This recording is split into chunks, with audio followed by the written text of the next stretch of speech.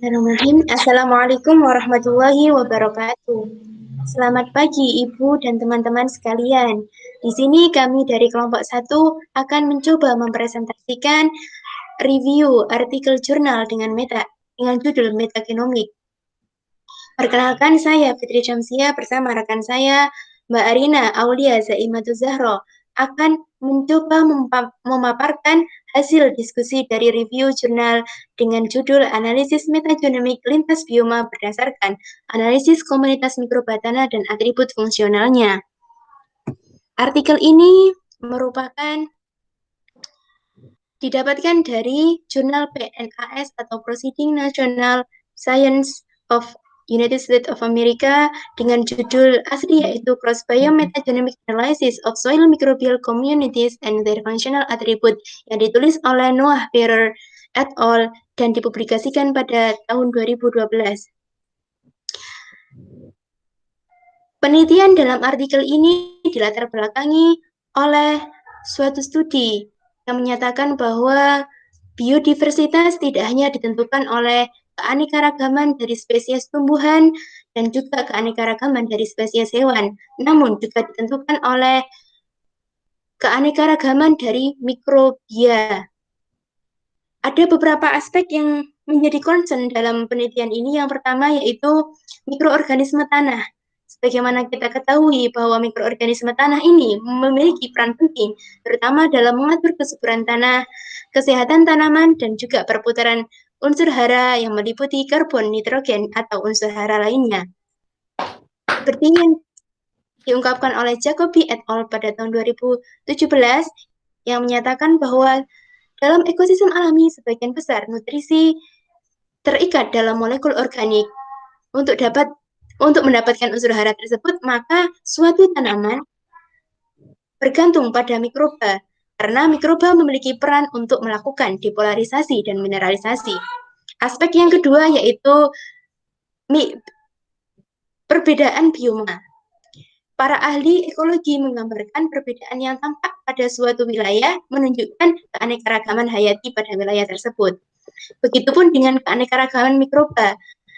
Keanekaragaman mikroba tanah dipengaruhi oleh beberapa faktor, antara lain pH tanah, jenis tanah, jumlah karbon organik dalam tanah, suhu, kelembaban, dan ketersediaan unsur hara. Selanjutnya adalah ditinjau dari aspek komunitas mikroba. Kemajuan terbatas dalam memahami bagaimana kapabilitas fungsional komunitas mikroba tanah dari berbagai jenis bioma menjadi topik utama dalam penelitian ini. Seperti yang kita ketahui bahwa karakteristik mikroba tanah seperti yang telah diketahui dalam beberapa dekade terakhir. Penelitian yang mendukung hal ini yaitu dilakukan oleh Sulistiani dan Listianti pada tahun 2016 yang menemukan bahwa dalam suatu tanah ditemukan keragaman bakteri endofit, yakni bakteri yang dapat memiliki kemampuan dalam menangkap nitrogen. Sehingga para ahli kemudian mengembangkan analisis molekuler untuk mengetahui karakteristik taksonomi, filogenetik, dan fungsi komunitas mikroba. Selanjutnya, aspek yang dilihat yaitu variabilitas gurun dan non-gurun. Secara taksonomi dan fungsional, suatu komunitas mikroba ditemukan di tanah gurun berbeda jika dibandingkan dengan bioma yang lain. Menurut Kale, keanekaragaman mikroba dapat dijadikan sebagai salah satu indikator penting dalam menentukan bagus atau tidaknya suatu ekosistem. Seperti pada biodiversitas spesies tumbuhan dan hewan, keanekaragaman dari alfa dan beta menjadi salah satu indikator. Pada penelitian ini, pengukuran keragaman alfa dan beta juga menjadi salah satu tolok ukur. Penelitian ini menggunakan metode shotgun metagenomic yang diambil adalah dari 16 lokasi yang diasumsikan mewakili dari berbagai ekosistem, yakni hutan, padang rumput, tundra, dan gurun. Masing-masing sampel ini menentukan bagaimana kemampuan fungsional komunitas mikroba tanah yang bervariasi dari seluruh bioma terestrial yang menjadi objek penelitian ini. Menurut Tring dan Rubin pada tahun 2005, yang melakukan analisis shotgun metagenomic akan memberikan pemahaman lebih komprehensif mengenai sifat-sifat yang dapat digunakan suatu mikroba untuk bertahan hidup dalam suatu habitat tertentu. Metode yang dapat digunakan yaitu dengan membandingkan secara langsung metagenom mikroba tanah dengan berbagai bioma yang berbeda. Adapun tujuan dari penelitian ini yang pertama yaitu dengan membandingkan komunitas mikroba gurun, baik itu gurun yang di wilayah dingin atau gurun yang berada di wilayah panas secara taksonomi dan filogenetik serta fungsional atributnya. Yang kedua yaitu mengetahui perbedaan gen fungsional komunitas mikroba gurun, dan yang ketiga tujuan penelitian ini yaitu menggunakan informasi pada keragaman taksonomi dan komposisi komunitas mikroba tanah untuk memprediksi gen fungsional pada suatu habitat. Adapun alur kerja dalam penelitian ini yang pertama yaitu dengan melakukan dan mengumpulkan sampel tanah dari berbagai wilayah. Adapun wilayah atau sampel tanah yang digunakan yaitu yang pertama dari tanah gurun dari berbagai daerah kering di Makmandu di Antartika, yang kedua tanah gurun panas dari situs barat daya Amerika Serikat, yang ketiga 7 sampel tanah non gurun didapatkan dari hutan tropis Peru dan Argentina, yang kedua tundra kutub di Alaska, yang ketiga padang rumput di Kansas, yang keempat, hutan gurun beriklim sedang di Carolina Selatan. Yang kelima, hutan jenis konifer beriklim sedang di Carolina Utara. Yang keenam, yaitu hutan boreal di Alaska. Masing-masing sampel tanah kemudian dilakukan perlakuan ekstraksi DNA. Kemudian dilakukan 2 analisis. Yang pertama yaitu dengan menggunakan analisis PCR, dan yang kedua dengan menggunakan analisis metagenomic shotgun. Analisis PCR dilakukan dengan target primer V4 sampai dengan V5 dari 16 sRNA. Kemudian pada analisis PCR dilakukan analisis lebih lanjut menggunakan sequencing Illumina HiSeq 2000. Adapun pada teknik analisis metode metagenomic shotgun, setelah melakukan ekstraksi DNA tanah, kemudian dilakukan protokol kit Illumina Pearl and Prep dan sequencing menggunakan sequencing 2x100 base pair sequencing dengan Illumina GA11X. Kemudian hasil dianalisis lebih lanjut yang akan dipaparkan oleh Mbak Arina. Apakah dengar suara saya? Yes, sudah dengar, Mbak. Oke, untuk hasil dan pembahasan akan saya jelaskan. Di sini untuk yang pertama itu bisa kita lihat pada tabel di sebelah kiri itu merupakan diversitas filogenetik mikroba dari berbagai wilayah dari 16 sampel tanah yang diambil. Di situ menunjukkan bahwasanya pada wilayah gurun itu yang beriklim dingin itu memiliki filogenetik diversitas yang tinggi dibandingkan dengan gurun dengan beriklim panas, yaitu menunjukkan 485,5. Sedangkan pada daerah non-gurun itu yang paling tinggi memiliki diversitas filogenetik mikroba itu adalah daerah hutan dengan tanaman konifer. Berdasarkan pendekatan shotgun metagenomik itu diperoleh total 3,9 sampai 11 juta urutan 100 base pair per sampel atau 390 hingga 1100 M base pair per sampel, hanya 13 hingga 23% dari urutan pembacaan per sampel.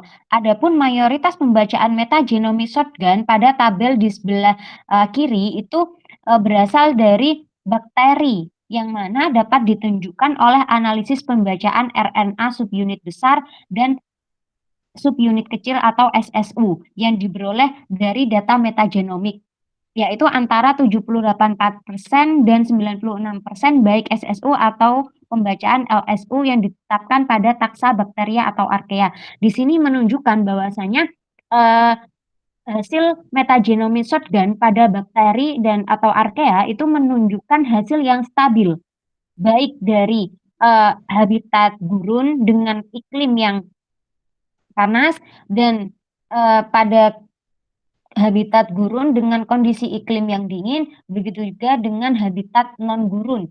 Di situ menunjukkan baik menggunakan RNA LSU ataupun SSU itu menunjukkan hasil yang stabil. Sedangkan pada fungi ataupun mikroba eukariot lainnya itu hasilnya tidak stabil, sehingga pada diversitas filogenetik yang pada tabel sebelah kanan itu hanya menggunakan pada bakteria saja atau archaea. Next, pada pembahasan di sini itu menunjukkan jumlah dari berbagai bakteri atau mikroba yang ditemukan pada habitat gurun maupun non-gurun, yaitu pada tundra, forest ataupun padang rumput. Yang mana di situ ditunjukkan bahwasanya kelimpahan bakteri yang paling banyak ditemukan adalah Acetobacteria, yang dimana ditunjukkan pada warna merah, yang mana ditemukan pada tanah pada gurun dengan kondisi iklim dingin. Untuk pada gurun kondisi dengan iklim panas itu tidak ditemukan, namun jumlahnya relatif sedang ataupun rendah. Untuk tropical forest itu menunjukkan jumlah yang tinggi, begitu juga pada daerah tundra. Pada tabel ini menunjukkan bahwasanya warna merah tua itu kestabilan viabilitasnya itu tinggi keragamannya dibandingkan dengan warna yang semakin memudar itu menunjukkan tingkat keragamannya rendah. Di sini yang ditemukan selain Acetobacteria yaitu Acetonobacteria, ditemukan pada setiap habitat. Kemudian Proteobacteria, namun untuk Proteobacteria itu lebih banyak di daerah non-gurun. Begitu juga dengan Verrucomicrobia, itu yang lebih banyak ditemukan di daerah non-gurun. Adapun filum tambahan termasuk Chloroflexi, Cyanobacteria, Vermicute, dan Gemmitonisodes juga ditemukan di hampir semua tanah. Namun kelimpahan relatifnya itu sangat bervariasi dan biasanya mewakili kurang dari 5% dari 16 sRNA yang dibaca pada setiap sampel. Meskipun Cyanobacteria itu lebih melimpah di beberapa tanah gurun, archaea relatif jarang.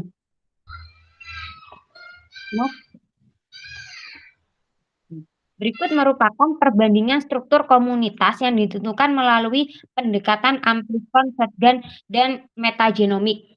Data gen 16 sRNA yang diperoleh dari amplikon dari sequencing dengan Illumina dan shotgun metagenomik di sini itu bertujuan untuk membandingkan langsung hasil taksonomi yang diperoleh dengan menggunakan dua metode tersebut. Di sini peneliti ingin mengetahui apakah terjadi adanya bias. Pada gambar 2 ini untuk sumbu Y itu menunjukkan data gen 16 sRNA yang diperoleh dengan menggunakan pendekatan metagenomic shotgun itu pada sumbu X. Sedangkan pada sumbu Y itu dengan menggunakan metode Illumina, yang mana pada setiap bakteri yang menunjukkan viabilitas penyebarannya yang tinggi, yaitu Acetobacteria, Actinobacteria, dan beberapa bakteri lain itu menunjukkan adanya penyebaran yang sama, baik menggunakan metode shotgun ataupun Illumina dari berbagai sampel atau dari berbagai habitat tanah yang diambil. Kesesuaian yang kuat antara kedua pendekatan pemulihan yang berbeda itu menunjukkan bahwa setidaknya di seluruh luasan tanah yang diambil sampelnya, kedua metode menghasilkan perkiraan yang hampir identik dari keseluruhan perbedaan dalam keanekaragaman dan komunitas bakteri tanah. Next.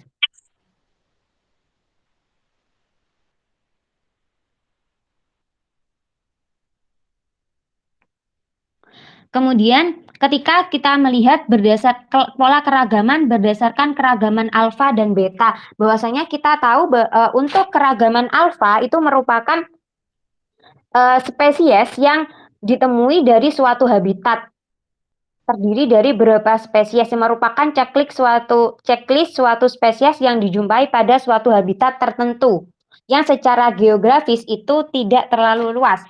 Sedangkan pada diversitas beta atau keragaman beta itu adalah hanya menghitung spesies yang beda antara dua lokasi atau lebih lokasi.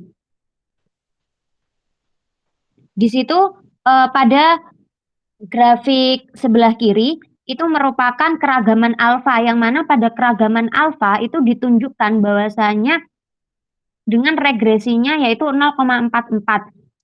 Dengan penyebarannya yang paling tinggi keragamannya berdasarkan keragaman alfa itu pada habitat atau tropical forest dan forest dengan tanaman konifer dan tanaman desideus. Sedangkan pada daerah gurun itu keragaman bakteri dengan pola keragaman alfa itu dia kelimpahannya sangat rendah. Di mana pola keragaman alfa itu menunjukkan kemerataan taksa yang bervariasi pada setiap sampel. Kekayaan komunitas bakteri dan arkea itu berkisar dari 4.000 hingga 12.000 pelotip per sampel. Tanah gurun yang dingin itu memiliki keragaman yang paling rendah. Bagaimana bisa kita lihat di grafik itu dia terletak pada paling bawah atau kalau paling bawah. Sedangkan menurut Lauder et al. 2009, hal ini dapat terjadi karena adanya perbedaan pH dan salinitas tanah, sehingga berpengaruh pada keragaman mikroba yang ada di dalam suatu habitat. Kemudian pada pola keragaman beta itu di sini peneliti menggunakan pengamatan PCI. Dengan menggunakan metode PCI yang telah diterangkan pada kuliah kemarin, di sini dapat dilihat bahwasanya sampel atau beberapa mikroba yang diambil dari berbagai lokasi tanah itu terkelompokkan berdasarkan variasi terhadap PC1 dan PC2 berdasarkan tabel di atas itu antara berbagai sampel itu dipisahkan pada garis vertikal, di mana terkelompokkan yang paling tinggi keragaman mikrobanya itu terletak pada tropikal atau pada daerah non gurun, sedangkan pada gurun baik itu iklim dingin dan iklim rendah itu menunjukkan penyebaran yang sangat rendah, baik secara metagenomic sorgan ataupun dengan metode Illumina. Nah, pola keragaman beta yang ditentukan dari analisis gen hampir identik dengan pola yang ditentukan dari perbandingan kelimpahan gen fungsional di 16 metagenom tanah. Hasil penelitian ini sejalan dengan penelitian yang dilakukan oleh Fier et al. 2012 yang melakukan studi di tanah dan habitat lain yang menemukan korelasi kuat antara komposisi metagenomik dan komposisi taksonomi. Next. Nah, di sini pada pola keragaman beta gen fungsional itu ditunjukkan bahwasanya pada pengamatan PLSDA itu terdapat beberapa tanda bintang yang dijadikan sebagai classifier yang terletak pada beberapa komponen di situ. Pola keragaman beta itu menunjukkan bahwa perbedaan gen fungsional antara komunitas mikroba tanah itu berkorelasi secara signifikan dengan perbedaan komunitas. Hal ini sejalan dengan studi perbandingan oleh Fier et al. Pada tanah habitat lain yang juga menemukan korelasi kuat antara komposisi metagenom dan komposisi taksonomi. Pada tabel di sini itu menunjukkan bahwasanya hasil analisis menunjukkan bahwa 13 dari 28 gen secara signifikan itu berbeda dalam kelimpahan antara antara tanah, debu, dan clay pada pola yang diamati secara rinci dengan pendekatan 35 kategori gen spesifik. Dari total 417, sangat berbeda antara metagenom pada tanah gurun dan clay atau pada daerah gurun maupun non-gurun. Next. Pada pola keragaman diperiksa lebih rinci dengan mengidentifikasi 35 spesies untuk membedakan metagenom tanah gurun dan non-gurun. Itu diketahui komunitas mikroba gurun yang dingin dan panas itu memiliki metagenom dan komposisi gen yang berbeda satu sama lain. Pada tabel tersebut itu menunjukkan bahwasanya kategori gen spesifik yang relatif lebih banyak atau lebih sedikit melimpah di tanah gurun dibandingkan non-gurun. Hanya kategori gen yang secara signifikan itu berbeda antara dua kategori sampel yang ditampilkan, yaitu sumbu S menunjukkan presentasi perbedaan kelimpahan relatif.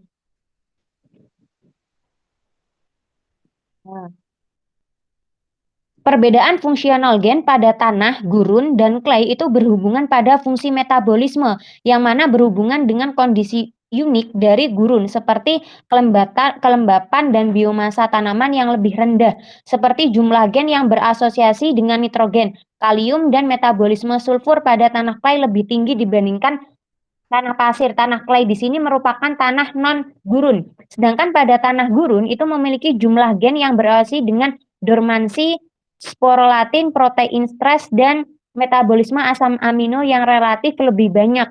Selain itu, tanah gurun juga memiliki kandungan yang sedikit pada gen yang berasosiasi pada degradasi komponen bahan organik dan beberapa gen lainnya. Bisa dilihat pada tabel berikut. Moraine hidrolisis, pyruvate kinase associated cluster, dan lain sebagainya. Ini merupakan beberapa gen yang ditemukan pada bakteri, baik itu non-gurun maupun daerah gurun. Untuk simbol merah tua itu menunjukkan tanah gurun dengan iklim yang dingin, sedangkan simbol merah muda itu menunjukkan tanah gurun dengan kondisi yang iklim panas.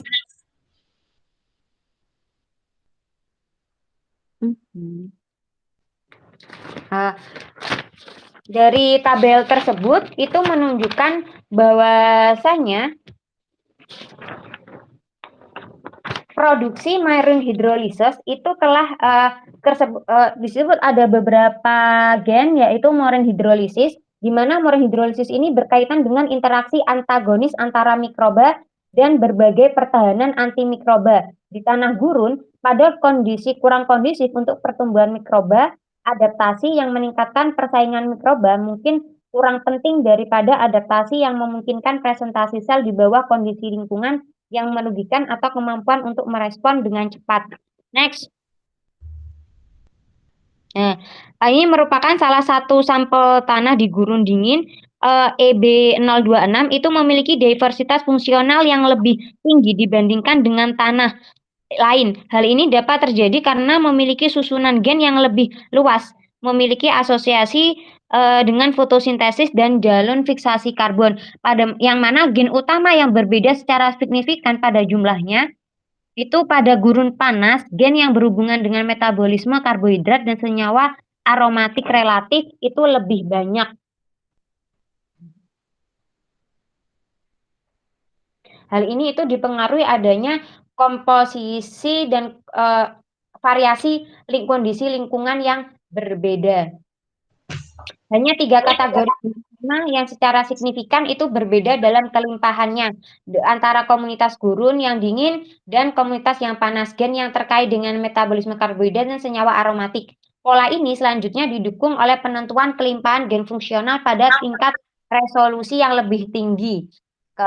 Karena peneliti menemukan adanya gen yang terkait dengan pemanfaatan monosakarida dan pengangkutan karbohidrat serta katabolisme senyawa aromatik yang menjadi relatif lebih melimpah di tanah gurun dengan kondisi tanah yang melimpah. Hal ini dipengaruhi adanya kondisi yang unik yang ada di gurun.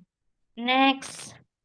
Untuk kesimpulan dari penelitian ini, yang pertama metagenomik mikroba yang diperoleh dari tanah gurun yang dingin dan panas itu relatif mirip satu sama lain. Yang kedua, keanekaragaman fungsional gen secara signifikan itu berkorelasi dengan keanekaragaman filogenetik dan taksonomi. Analisis metagenomik itu memberikan pemahaman yang lebih komprehensif mengenai komunitas mikroba tanah yang bervariasi dari satu habitat waktu tertentu. Demikian pemaparan dari kelompok kami. Terima kasih atas waktunya. Kami tutup. Wassalamualaikum warahmatullahi wabarakatuh. Waalaikumsalam warahmatullahi wabarakatuh.